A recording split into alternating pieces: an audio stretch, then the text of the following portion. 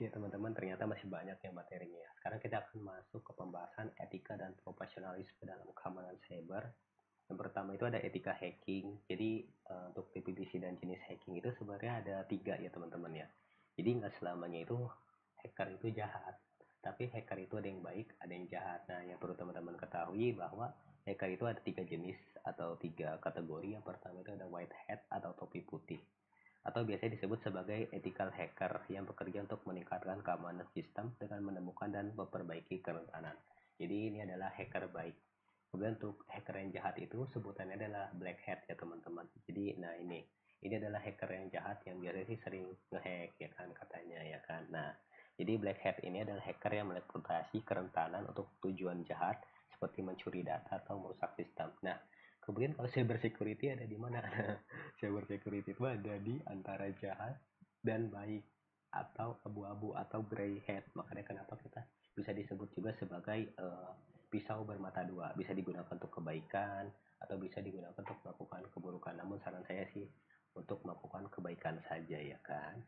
Selanjutnya untuk prinsip dasar etika hacking yang pertama itu kita harus keterbukaan atau transparansi. Jadi kita harus menginformasikan pemilik sistem tentang kerentanan yang ditemukan tanpa menyalahgunakan informasi.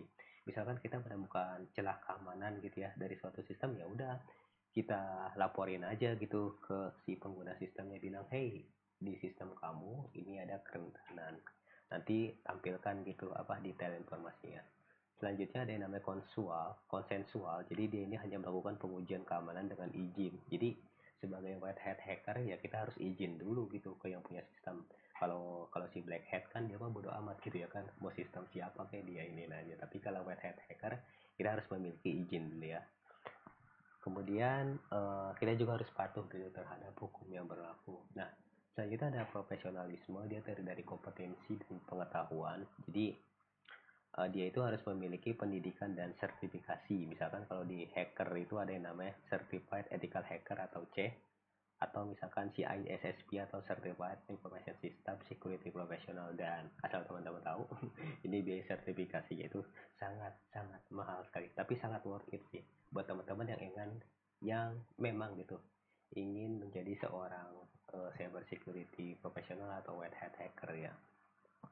Saya juga nanti mau ambil gitu sertifikasinya kalau udah terkumpul dananya.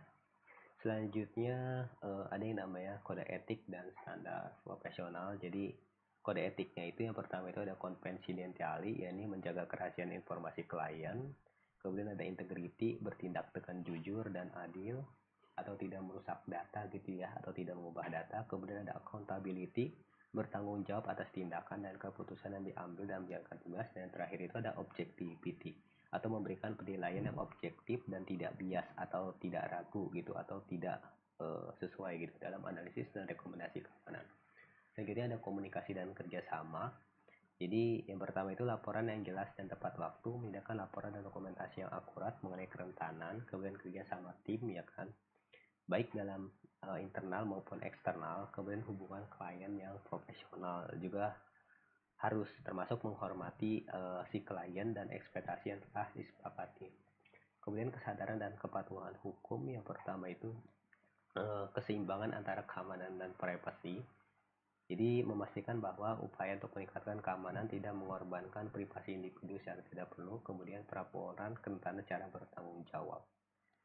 Kemudian yang terakhir itu ada tanggung jawab sosial dan etis, yaitu perlindungan terhadap pengguna atau user privacy. Kemudian ada pendidikan dan kesadaran publik yang meningkatkan kesadaran keamanan cyber.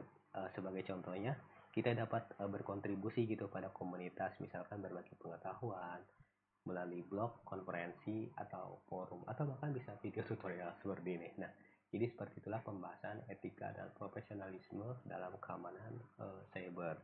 Jadi ini adalah landasan penting yang memastikan bahwa tindakan yang diambil oleh para praktisi tidak hanya efektif dalam melindungi sistem dan data, tetapi juga dapat dilakukan dengan cara yang menghormati hak, privasi, dan keamanan semua pihak yang terlibat.